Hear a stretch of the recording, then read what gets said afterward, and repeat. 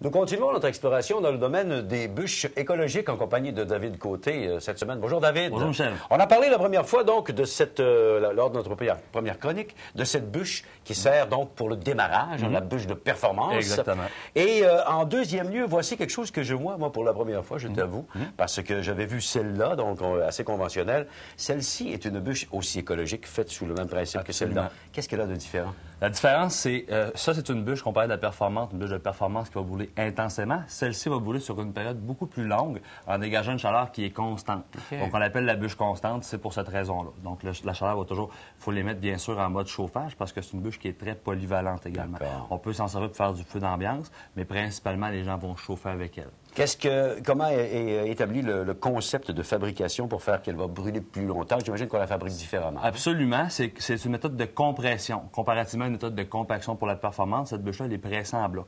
Donc, ce faisant, elle va brûler de l'extérieur vers l'intérieur et non pas de partout en même temps, ce qui va faire qu'elle va offrir un rendu un peu comparable à du charbon. D'accord. Donc, elle va dégager de la flamme, devenir rouge et brûler sur une longue période. Ça veut dire que je pourrais l'utiliser, ça. On voit que le bloc est petit, mais ça ne veut pas. On peut l'utiliser, ce petit bloc-là. On ne l'a pas coupé. Ça vient en paquet, donc il nous permet d'utiliser ces genres de petites pastilles-là. Ça fait, on parlait de charbon, en fait, c'est plus petit, mais très performant. Absolument. Ce qui est important de bien comprendre, Michel, c'est qu'on peut très bien mettre un bloc comme ça dans le poêle ou dans le foyer. Ça va faire une belle flamme quand même. Mais si on veut l'avoir en mode chauffage, c'est-à-dire qu'on veut maintenir la température longtemps, on va la mettre par groupe de 4 à 6 bûches collées. Si je peux vous montrer l'exemple ici, on le voit ici déjà, donc ils sont placés. C'est important de bien les coller ensemble. De cette façon-là, ça va agir, et non pas comme un petit bloc, mais comme un gros bloc. Donc, ce qu'elle va faire, c'est qu'elle va brûler de l'extérieur vers l'intérieur, faire une belle flamme, un dégagement de chaleur constant, et puis vous êtes parti comme du charbon. Est-ce que ça veut dire, David, qu'avec cette utilisation-là, j'ai moins besoin de m'occuper de ma flamme au cours de la journée? Par exemple, si je veux vaquer à d'autres occupations. C'est exactement ça. C'est le but, hein? C'est le but, c'est exactement ça. Donc, ce qui est sûr, c'est que de 3 à 5 heures, quand vous le placez en mode chauffage, vous allez suivre ça. Vous allez voir, parfait, la flamme descend un petit peu. On en met 4 à 6 autres. On ferme la porte, la clé d'air. On retourne vaquer à nos occupations, puis on est parti pour un 3 à 5 heures de chauffage encore. Toujours constant. Bien. Puis, est-ce que ce bois-là, il faut savoir que ça se mélange toujours avec le bois traditionnel. Certainement. Évidemment, ça, c'est important de dire aux gens que si on utilise le bois écologique, les bûches écologiques, on peut fort bien avoir son bois naturel aussi à la maison. Absolument. C'est sûr que tous les bûches qu'on a ici peuvent se mélanger avec du bois traditionnel.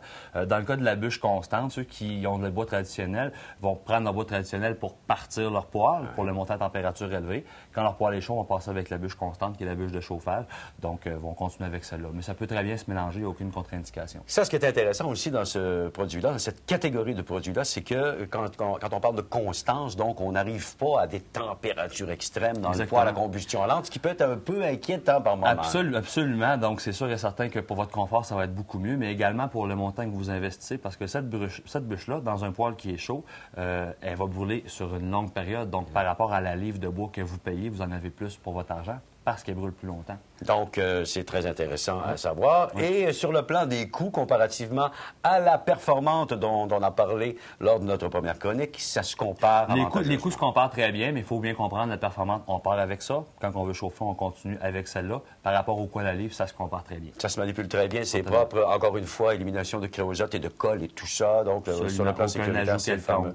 Ça se transporte bien, puis c'est propre. Prochaine chronique, on va parler de la grande bûche, en fait, la grande performante, la bûche de nuit. La bûche de nuit, qui se définit plus dans la très longue durée. Très longue durée. Ça va être intéressant parce qu'on installe, on met ça dans le foyer, puis on va dormir sur nos deux oreilles. Absolument, pour toute la nuit. Et le lendemain, on aura encore de la flamme. Absolument. C'est fameux, David. Merci de cette explication. On se reparle bientôt de notre troisième produit. C'est parfait, Michel. OK.